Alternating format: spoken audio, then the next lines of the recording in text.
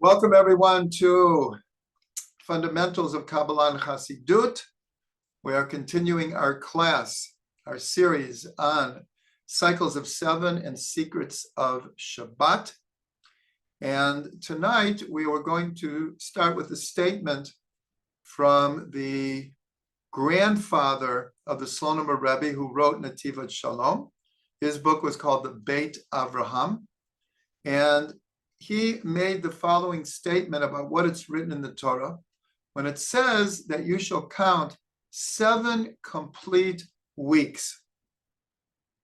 So the word for weeks is actually the same as Shabbatot, which is Shabbat in the plural.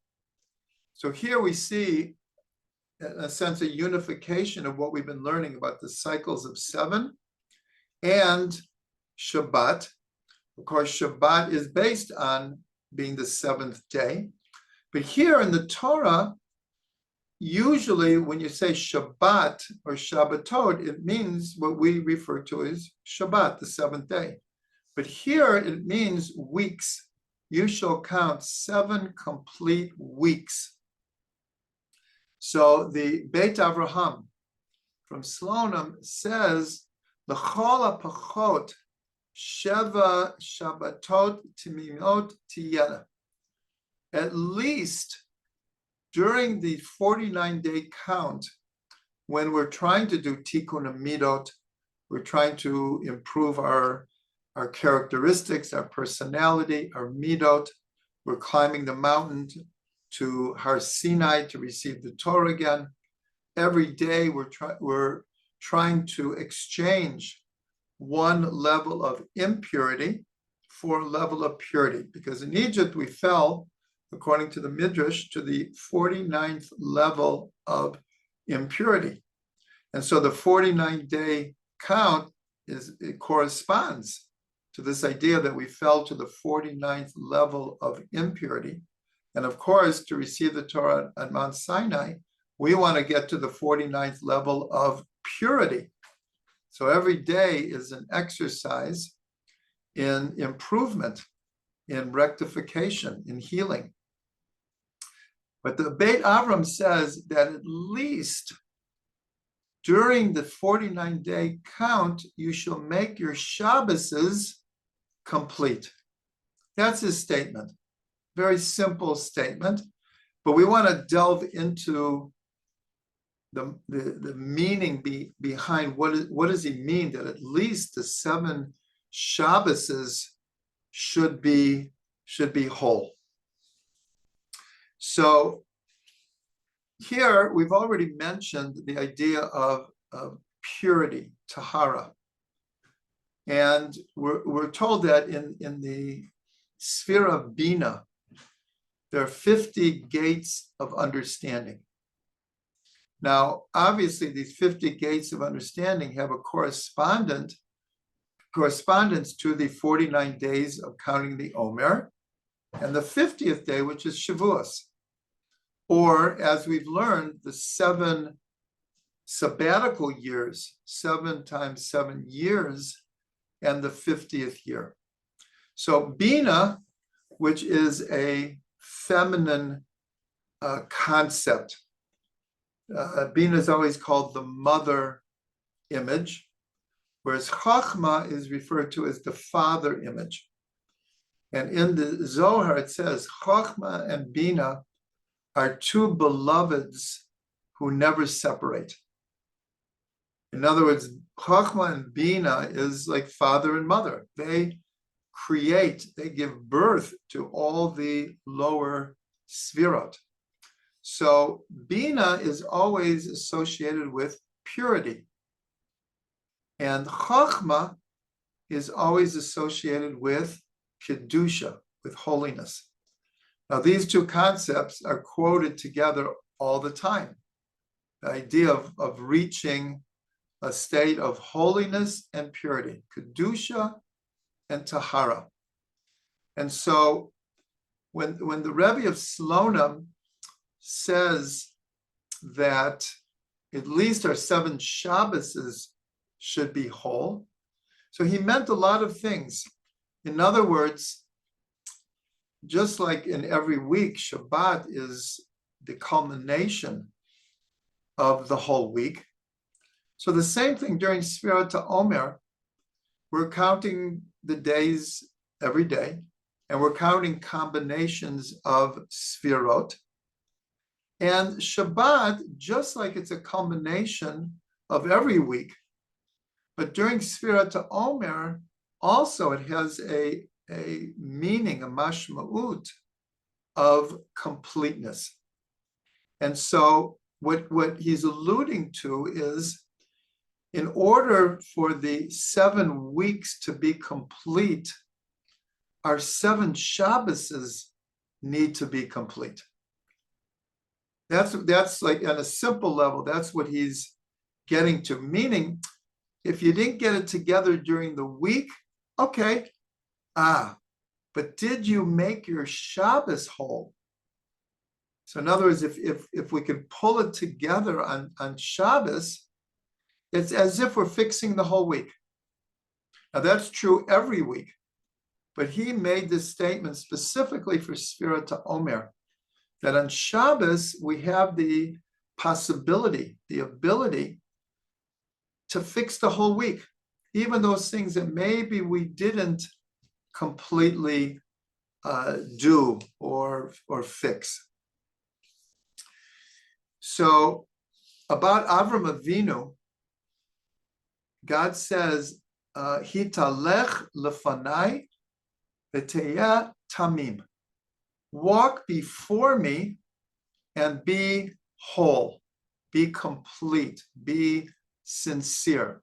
Tamimut has many different ways that we can translate it, but for our purposes right now, it's to be whole.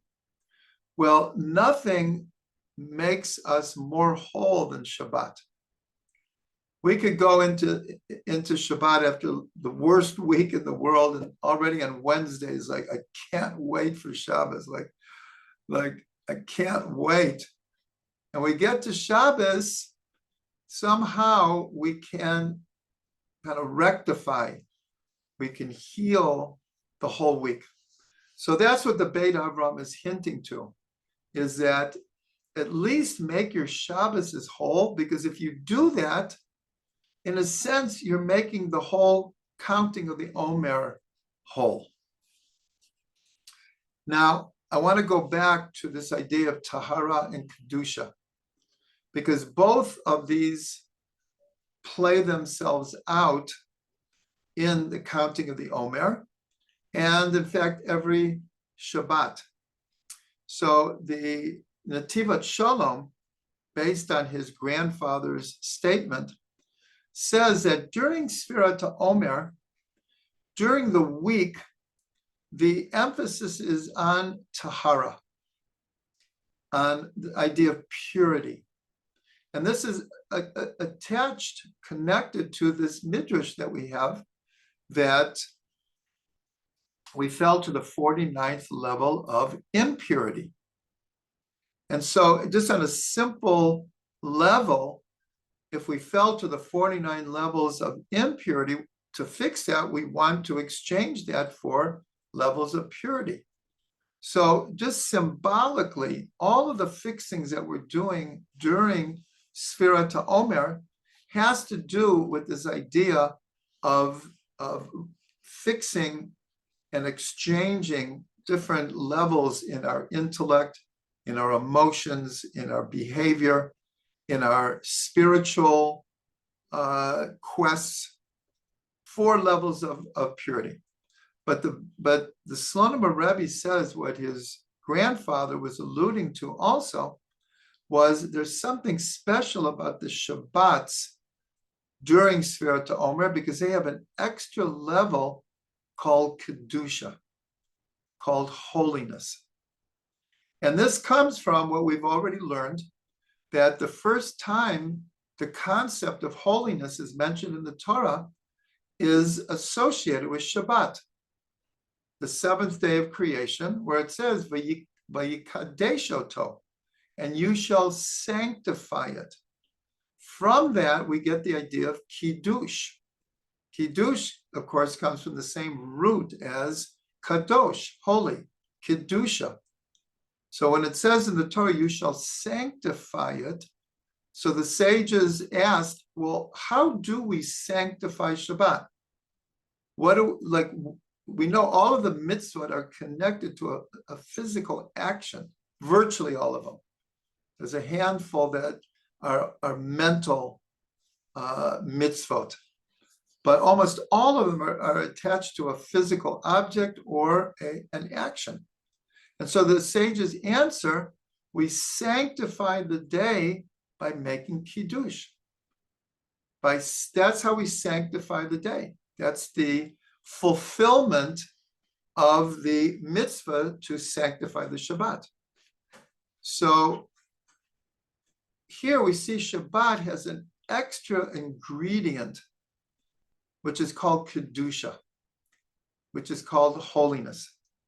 And I believe we've learned before, but if not, I'll repeat it, that on a simple level, but it's not just a simple level, it's also on the deepest level, the meaning of kadosh, lekadesh, means to separate. When we separate the seventh day from the 6 days of work, that's how we make it special. That's how we sanctify it, and that's how we plug into the holiness. Is actually through separation. But that separation leads to unity. And we all know the experience of keeping Shabbat is there is a spiritual bliss and the unity of the soul with our Creator, but it's coming through separation. On Shabbat, you can't do this and you can't do that and you can't do this and this is forbidden and that's forbidden. But all of those, that is what the separation is. That's what makes it different than the week. That's what sanctifies it and makes it special. And then we can touch holiness. So the Slonover Rebbe said about holiness, he said that there's two levels of holiness for every person. There is an innate holiness that everyone has by nature of being created in the image of God. Everyone has an innate sense of holiness, a spark of godliness. And we know from the Torah portion Kedoshim, which we read approximately a month ago, is Kedoshim to you, Ki Ani Hashem Elokeichem Kadosh. You shall be holy because I, your God, am holy. And so the question is, well, how do we become holy? We become holy through those things that the Torah tells us God considers holy. And the first one is Shabbat. The first one that God tells us that this is a special day. So there's a midrash, a beautiful midrash, that God says to the Jewish people. I want to see if I can, yes. God says, Yesh li matana tova bebeit ginzai b'Shabbat shema. I have a very goodly gift in my most hidden treasure house, and Shabbat is its name. So here again we see that Shabbat was separated and put into this treasure house, and that's what makes it special. It's not like any other gift. God hides it in his special treasure house. And of course, he gives it to the Jewish people. That is the gift that God is giving us. So actually in Kiddush, we say about Shabbat, we say Techila Lemikra E Kodesh. It's the first of the days or holidays or calling out of holiness. That's its headquarters. So now we go back to the statement by the Beit Avram when he's saying, okay, we're in the 49-day count, and we're exchanging a level of impurity for a level of purity every day. But I'm telling you, we need to go a little bit beyond that, and we have to make the 7 Shabbases during the Omer special, and that raises up the whole counting of the Omer. So this is the particular power of Shabbat. Now, Shabbat comes from the same root as tshuva. In fact, sometimes we talk about Shabbat as tashuv. Shabbat is the root of the word tshuva, of repentance. But here we mean more return. So the type of tshuva that we're doing in Shabbat is returning to being close to God. We're running around all week doing important things, and hopefully important things. Shouldn't assume anything, but let's say we're all doing important things. But when Shabbat comes, so everything becomes complete. We return to a deeper level of relationship with God. We return to an acknowledgement of our own soul. That's the type of tshuva that we do on Shabbat, because on Shabbat, we don't ask for anything. That's why during the silent prayer, or the Amida, the standing prayer, during the week, we have 18 or 19 requests. On Shabbat, we don't make personal requests. But the type of request that we do make is that we ask God to make us holy, to give us our portion in the Torah, to allow us to be joyous with God's mitzvot. This is a different type of tshuva. This is what's called the higher level of tshuva.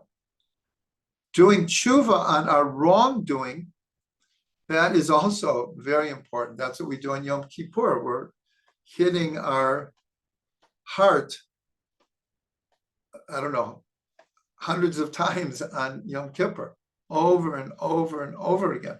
That's an important type of tshuva. But the type of tshuva that we're doing in Shabbat is getting in touch with the holy spark within our souls.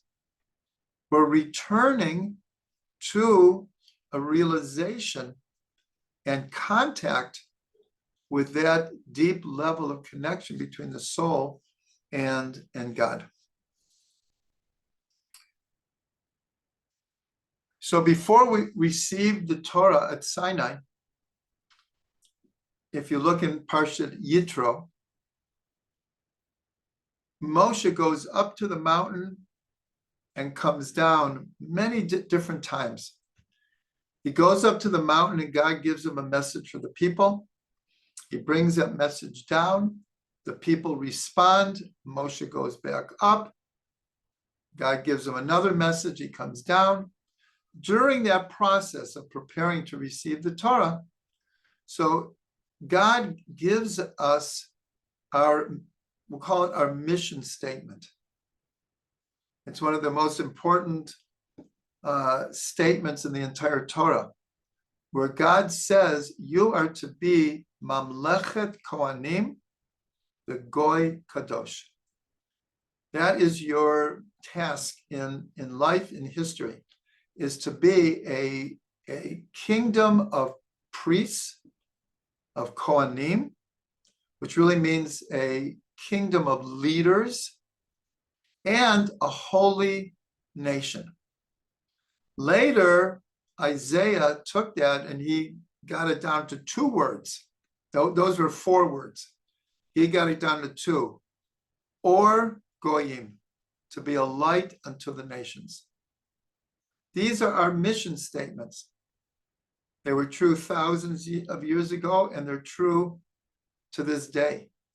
But here we have God telling us that our purpose in life is to be a holy nation. And again, the question is, well, how do we do that?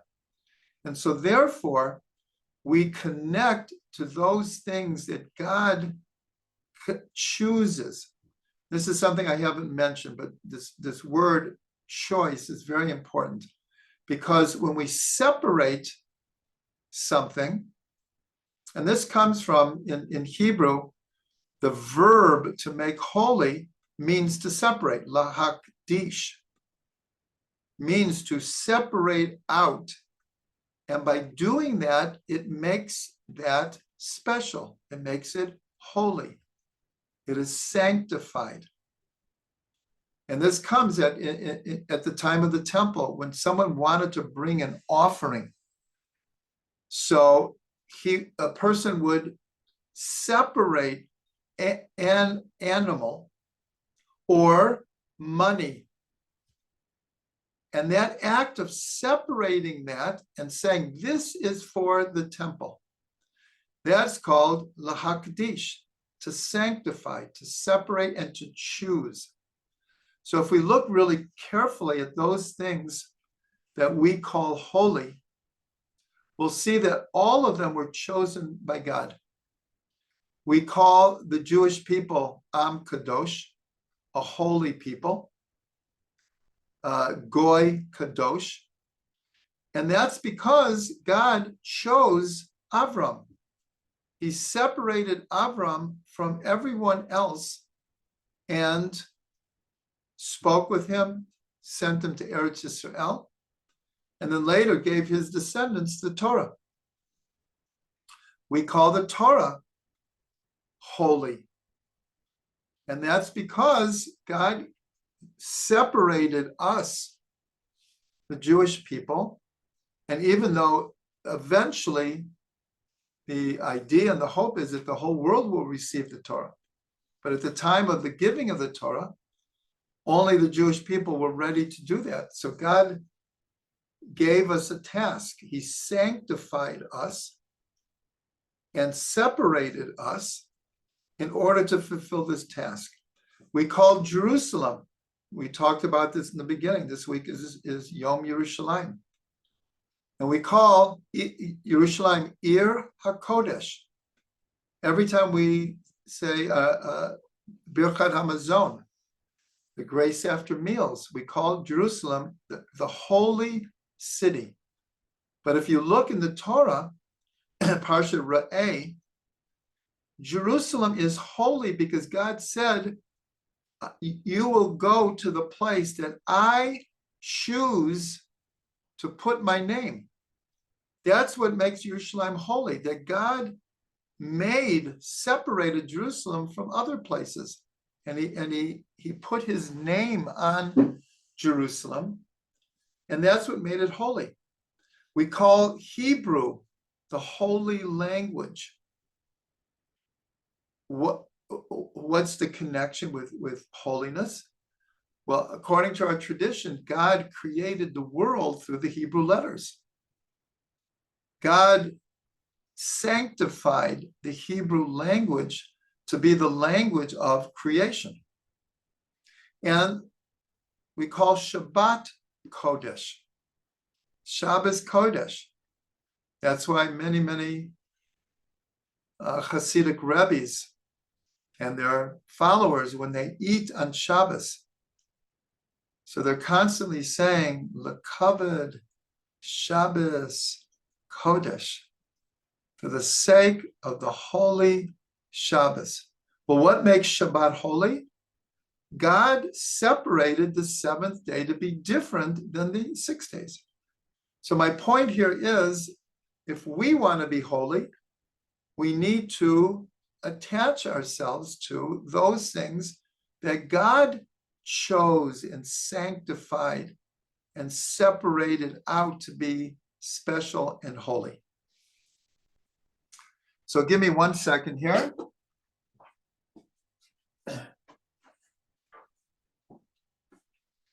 I want to read for you now the kavanah, the intent that we say after we count the Omer every night. This is very, very significant. And so I'm going to read it in Hebrew and English. So we've already counted the Omer, we've counted the day. And then afterwards, many people say many different things, but what I'm going to read is practically universal. So it says like this: and therefore, may it be your will before you, our God and God of our ancestors, that in the merit of the counting of the Omer that I counted today, Yitukan Masha Pagamti Besfira, may I be able to fix that which I may have blemished, and then you fill in the sfirot of the day. Okay, so yesterday, well, here we're almost at tomorrow. So I'll say today, for most of you out there, today is Hod Sheba Yesod. That's the secret or the key to know what to fix. But now I want to go on. So we mentioned the Sfirot. Hod Sheba Yesod. Now this is what I want everyone to hear. The et taher, the et kadesh, the kedusha shel mala. In other words, through counting the Omer, through and hopefully being able to fix that which I might have blemished in these svirot, et taher, I should become pure, et kadesh, and I should become holy, the kedusha shel mala, in the higher holiness, in divine holiness. And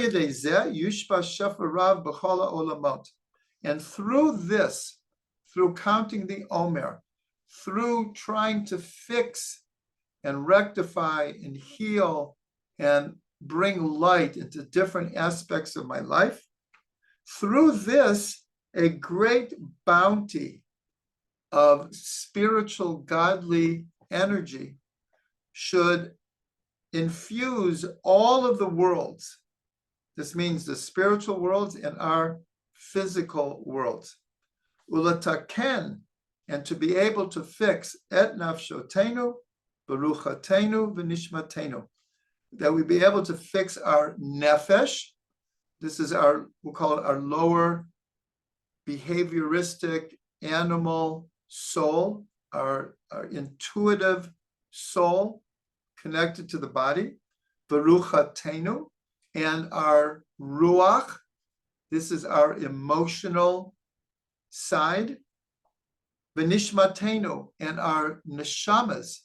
This is our intellectual component. Mikol sigu pagam, that we be able to fix these levels of soul from every type of blemish. Now again, ula taharenu, and to make ourselves holy, ula kadshenu, and to make ourselves, to make the first one, ula tahera, to make ourselves pure, ula kadshenu, and to make ourselves holy, b'kedushatcha ha'elyona, in your, we're talking to God, in your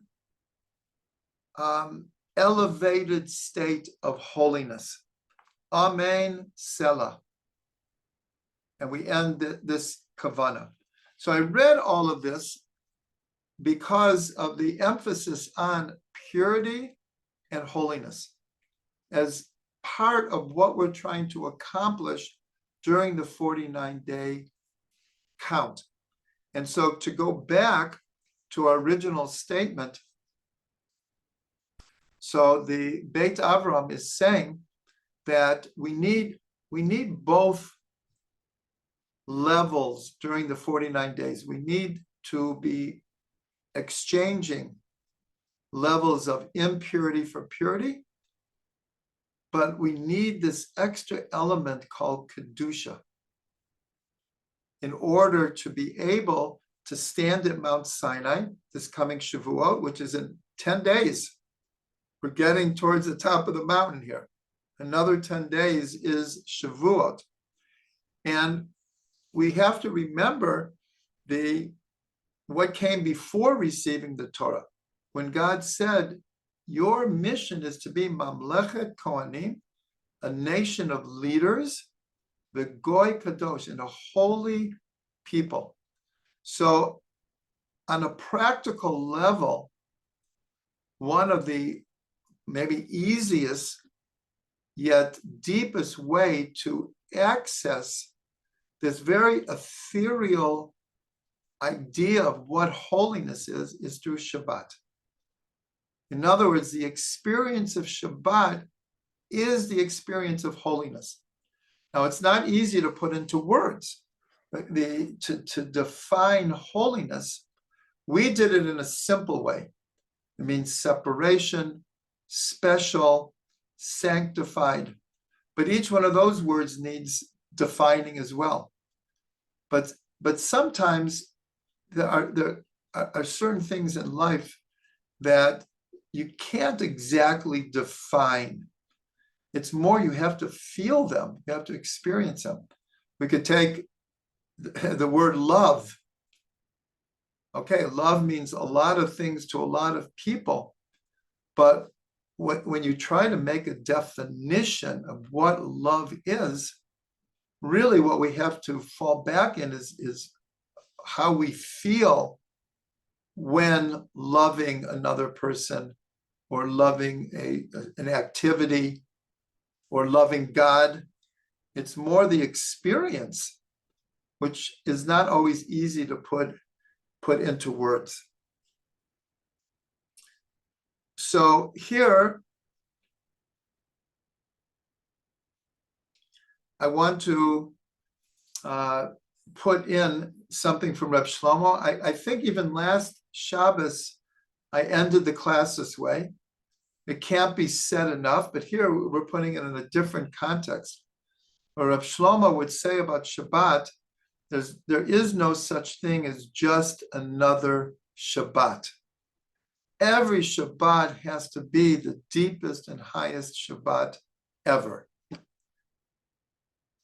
Whether we accomplish that or not, that's a different story. But the way we go into Shabbat has to be that it's not just another Shabbat, but that this Shabbat is an opportunity to reach infinite depths that I may never have experienced before. Every Shabbat, the gates open up. And that's why they say in the Gemara, there's discussion about which day did we leave Egypt, which would then determine which day we received the Torah.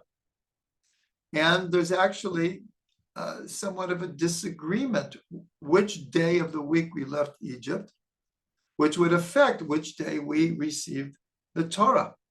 And there's a second discussion as to, we celebrate Shavuos on the 6th of Sivan, the 6th day of the month of Sivan. But there's actually a very, very deep discussion whether when the Torah was given at Sinai, was it the 6th day or the 7th day? This is a whole idea connected to when God said to Moshe, tell the people to prepare for 3 days, and then I will give the Torah. Well, the question was, when do you start the 3 days? Moshe received this in the middle of the day. Does that count as the first day? Or do you wait to the next day and that starts the first 3 days? So there's an idea that in the Torah that in a sense, God meant that that day that he said, prepare for 3 days was one of the days. But the expression is Moshe added a day. And therefore, there's a disagreement. Well, did he add a day? And if he added a day, was the Torah given on the 7th of Sivan or the 6th? This is a discussion. But why am I mentioning this? Because then the sages make a statement.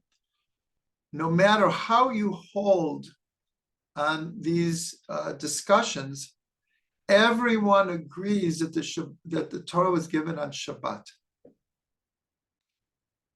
It says, "V'chulei alma."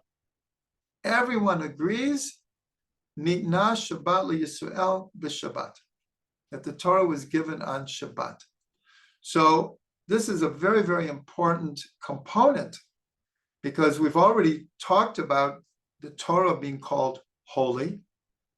And as part of our receiving the Torah, we were told to be a holy nation. And we've learned that the headquarters of holiness is Shabbat. And now we're told that everyone agrees that the Torah was given on Shabbat. So there's a synergy, there's a unity between all of these ideas. Torah, Shabbat, holiness, and Am Yisrael. It's like they're all come together. And at Mincha of Shabbat, in the Amidah, we say, Ata echad, v'shimcha echad, umika amcha Yisrael, goy echad ba'aretz. You are one, and your name is one. And who is like your people, Israel, one nation in the earth? So here we see the synergy where the Zohar says, Torah kuchabrichu v'Yisrael chadhu. Torah, Israel, and God are one, are unified. So here we see a different type of unification of Torah, Shabbat, Israel, and holiness, all sharing the same root. And so if we go back to our statement by the Beit Avram, that at least make the 7 Shabbases during Sfirat Omer complete and whole. So here I want to connect to what Reb Shlomo said as the way we'll ask, well, how do you do that? Well, you do that by entering into Shabbat with the attitude that this Shabbat has never happened before, will never happen again, and I have an opportunity to reach spiritual depths that I've maybe never reached before. Maybe I'll never reach again. That's how we make our Shabbases complete. By going into Shabbat with that kind of attitude.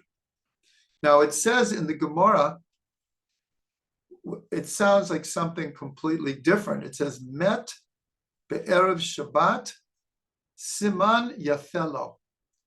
If a person passes away from this world, dies, on Friday, Erev Shabbat, it's a good sign for them. Why?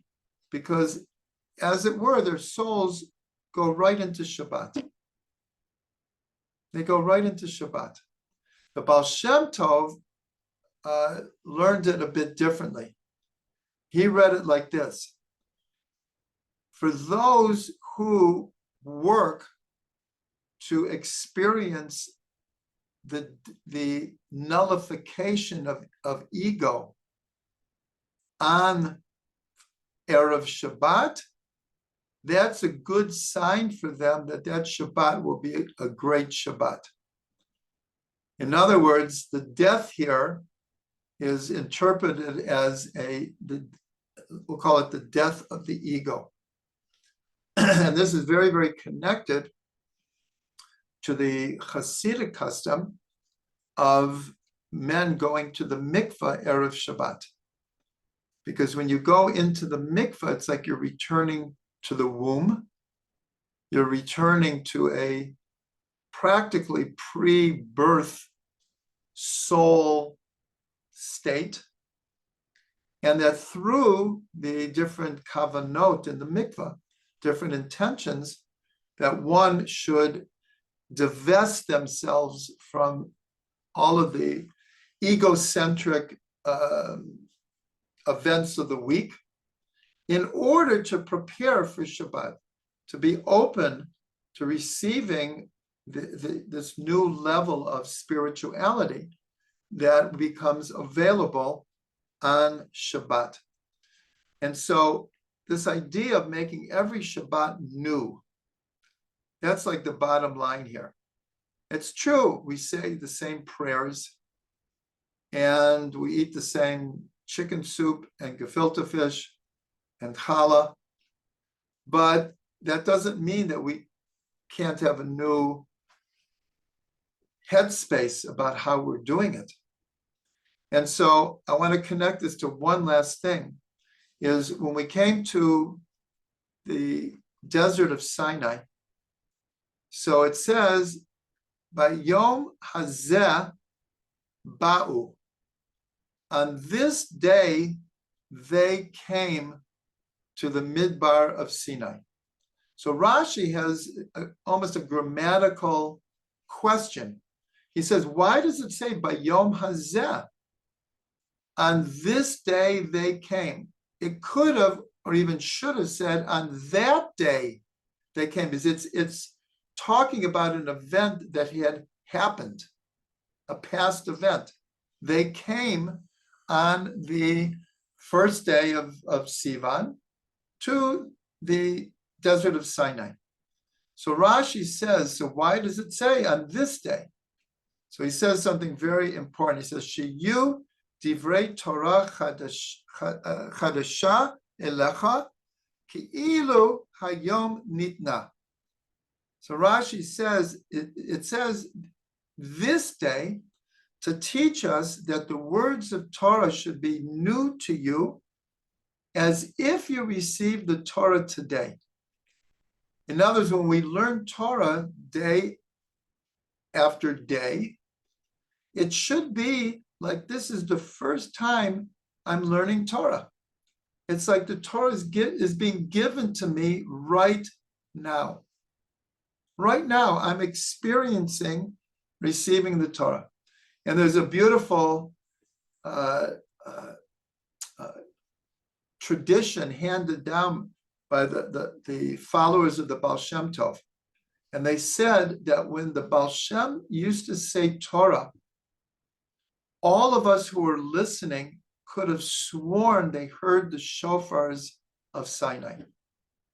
It was as if they were transported back to Sinai, and the Torah was being given anew at that very moment. And they could hear the shofars of Sinai in the background. And that's because the Baal Shem Tov, when he gave over Torah, he made it as if it was being given by God right now. And the Baal Shem was just like a vessel through which the Torah was coming down. So this idea of newness, this is our secret ingredient to getting the most out of Shabbat, is to have the attitude of newness about every Shabbat, and not that it could be just another Shabbat, even though how wonderful Shabbat is, but it's just another Shabbat. But here, the idea of newness, it's as if we had never experienced Shabbat before. And truthfully, this is a phenomenon that many Baal Teshuvas experience. That when someone becomes religious and starts to keep Shabbat and experience Shabbat, so it's so exciting. Once you get in touch with the incredible bliss that you can experience on Shabbat, it's like it's so exciting. And then after 1 year, 2 years, 5 years, 10 years, 20 years, it's not as easy to reproduce that novelty, that newness, that excitement of Shabbat. And yet, as the Beit Avram says, at least let your Shabbos be whole. And that will lift up all, not just the 49 days of counting the Omer, but your whole life will be uplifted. So I want to end with a bracha. First of all, that we can, more than try to explain it, we can experience what's called kedusha and tahara, holiness and purity. And we do that through learning, through doing the mitzvot. And here we were talking specifically about how to use the Shabbat as a stepping stone, as a means, as a way to really, really contact this whole concept called holiness. I bless us all to be able to do that.